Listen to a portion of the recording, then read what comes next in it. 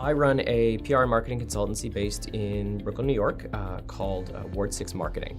At the end of the day, what I do is I help companies tell their stories and I create opportunities. If you want to get a little bit more granular with it, a lot of it is heavy on media relations. So I'm working every day with reporters and editors and folks in broadcast to help get my clients into those stories and make sure that they're part of the entire news landscape, or their chunk of it anyway.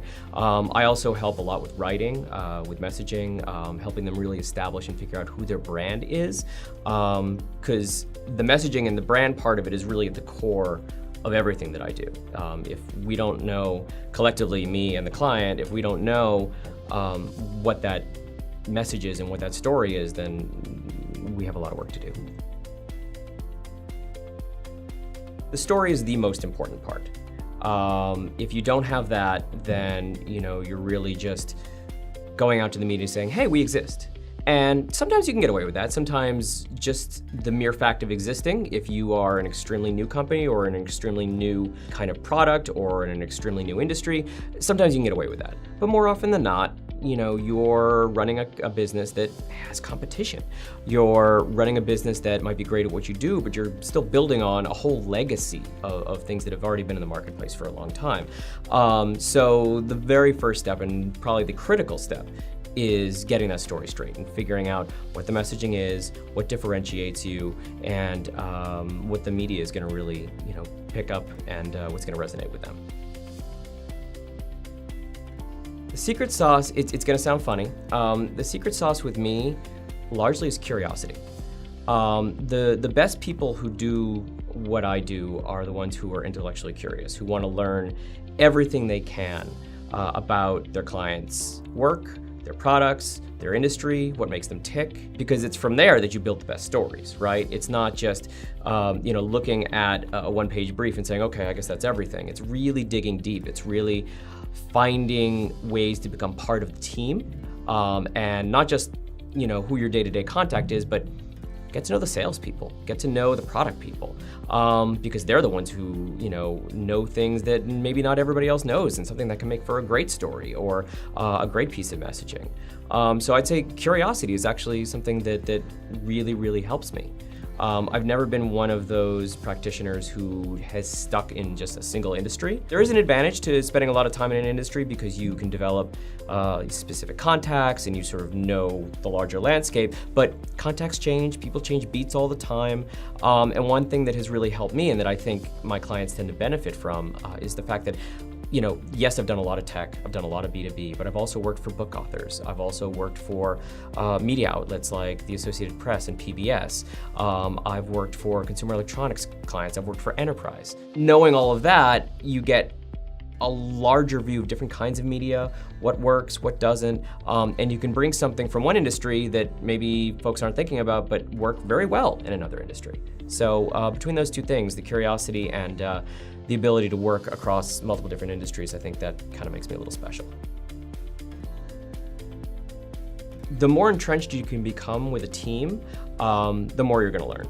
And if you get that institutional knowledge, that history of a product going from part A to part B to the final product that the market sees, that can be really helpful. In fact, I know columnists who focus entirely on that journey.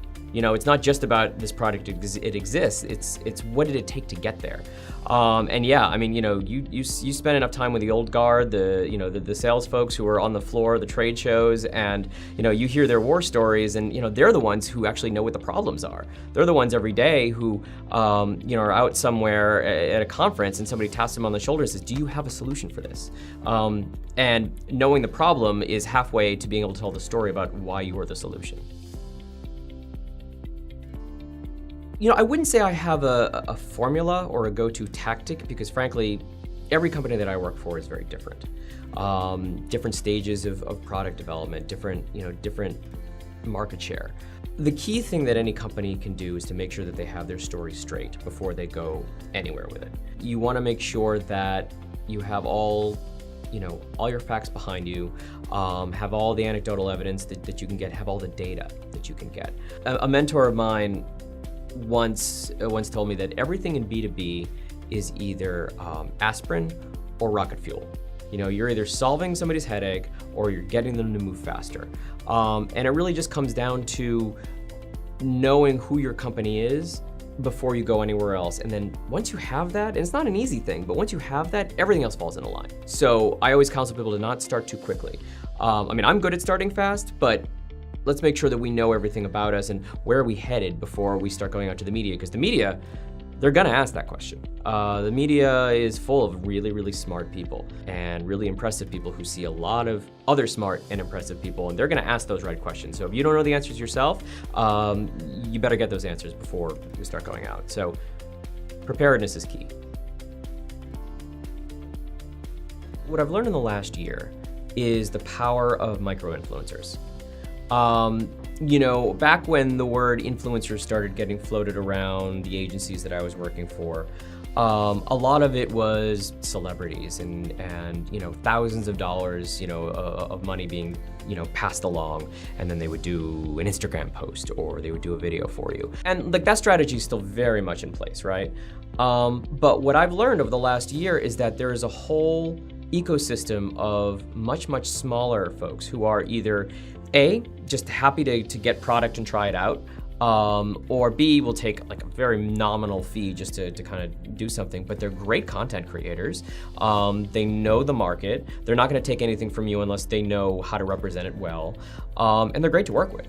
You know, the tricky thing obviously is working with them at scale, right? You know, because instead of, you know, handing $15,000 to one person and hoping for the best, you're trying to work with 50. It's a lot more pounding the pavement. Sometimes you got to dig for contact addresses, and sometimes you got to really try to grab their attention because they're so accessible. There's also a lot of clutter to cut through. It can be very good for a brand. It can wield a lot of influence because you're not just counting on that one person. You now have a stable of folks who are all out there, hopefully with your messaging, hopefully out there with your messaging, hopefully out there, you know, saying nice things about your product or your service.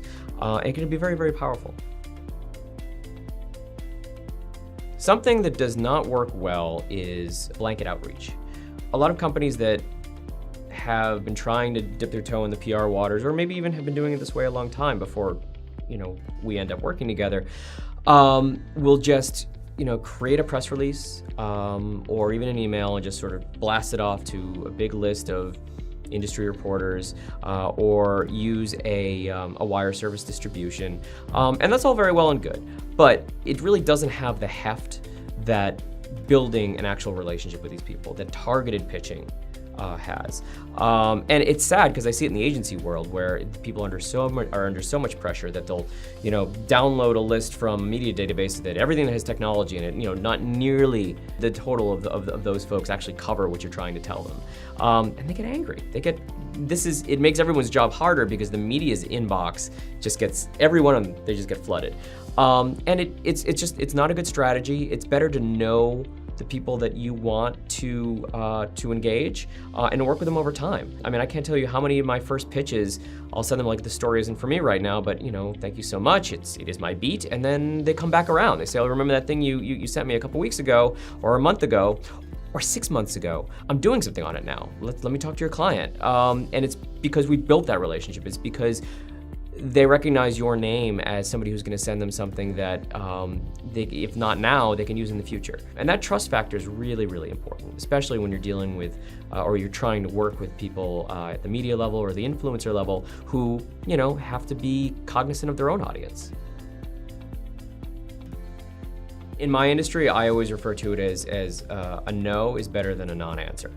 Because at least you know you've made a connection, and at least you know. Sometimes they'll tell you exactly why it's not going to work for them right now, and that's even more helpful. It is similar in some ways to sales, where you know you don't want to burn any bridges, you don't want to be too aggressive, you don't want to keep piling stuff on people that they don't want.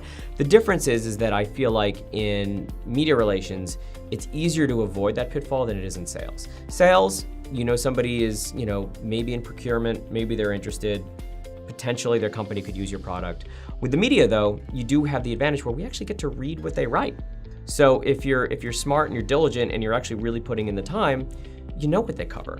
And you know before ever having this hit send on an email, whether or not it's at least in their wheelhouse. You know, unless of course there's a beat change or something like that. But for the most part, you can go into it with that knowledge and be pretty confident that you're you're at least halfway there.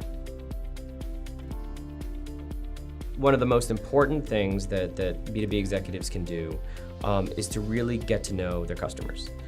Really look at the data. In our society now, and in business, there is so much data. You can tell so much about the way people are using your product. You're getting so much more feedback than anybody did decades ago. So you really need to use that.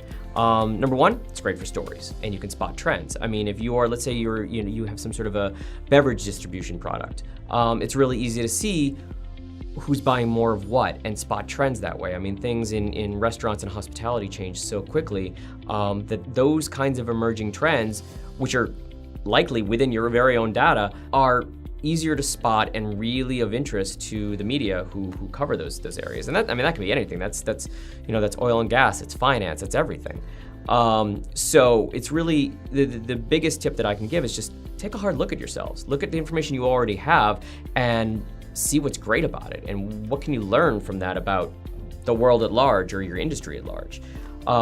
Having said that, today, because there's so much data and because there's so much automation, especially in marketing, people are more likely to just want to blast things out or to, work with a platform that has a lot of turnkey tools to them. I mean, Facebook is one example, where you can do highly targeted ads, and there's a lot of benefit in that. And I work with that in some of my clients as well.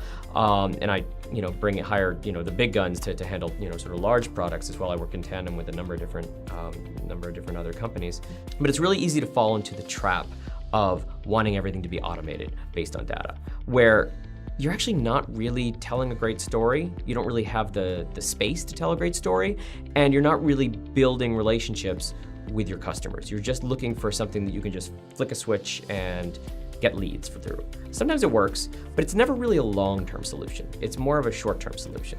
And it's great for testing. If you're creating a new product and you want to sort of A/B test a different approach or a landing page or something, that's great. But when you're thinking long-term strategy, you also got to go with the type of tactics and the type of work that really helps you tell a story, and really builds relationships with your customers, the media, stakeholders, partners, investors, that kind of stuff. You also have to think about marketing as a multi-pronged, endeavor. Yes, you can get a lot of general awareness buying ads and targeting, and that's all great, and it's very, very necessary. But when you're trying to get someone to buy a product, if they're not already familiar with that product or they don't already know somebody who's using it with good results, they're going to look elsewhere for affirmation. And that's where you want the media, who's a valid third party, to really be out there, including you in bigger stories, or having your executives out there at a thought leadership level, or reviewing your product and saying great things. It's one thing to know about something, but to actually encourage somebody to go the next step and actually purchase, you need a little more support that way. So it's helpful to think about marketing as not just any one thing. There are a couple of business books that I really like. One is The Snowball System by Mo Bunnell. What I like about what he's done is he's a business coach, and he kind of came up through analytics and a sales background, and he kind of had to teach himself almost how to really ingratiate himself as part of the sales process. What he teaches others now is really how to be useful and really how to have a conversation about how people can work together. It's not just about like, hey, I have a thing, please buy it. It's more about what is it that we do, and what can we do together, and how can we help each other? And here's what I can offer, maybe just up front, just a little small thing to just give you a taste of how great this could be. And what I take away from that book, it's applicable both in business and media, right? It's when you're pitching media, it's not necessarily about, oh, I have somebody, please write about them. It's about, I have a story that is great for you, because it's what you cover, it's what your editors want, it's what your audience is coming to you to read.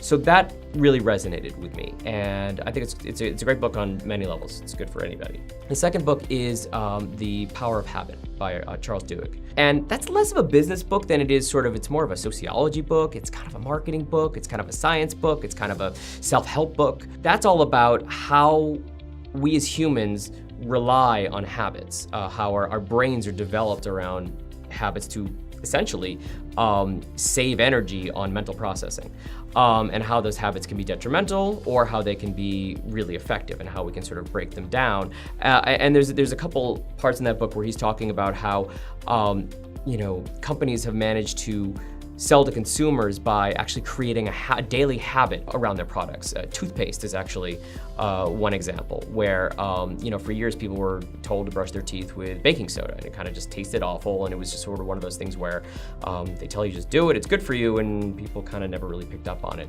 until some very savvy marketing and product people started putting very strong mint in their toothpaste. And what that did was to create a sensation in the mouth that people picked up and would become a habit. They'd look for that sensation and they'd feel like they need it every morning and every night. And that's why, now billions of people across the world, hopefully, brush their teeth every day. So that book has a lot of those kind of examples. It's good in many levels, not only in thinking about marketing, but also thinking about personal productivity and how to create the best habits, which is something that I'm always working on, and I think a lot of entrepreneurs are. No, I can highly recommend that one too.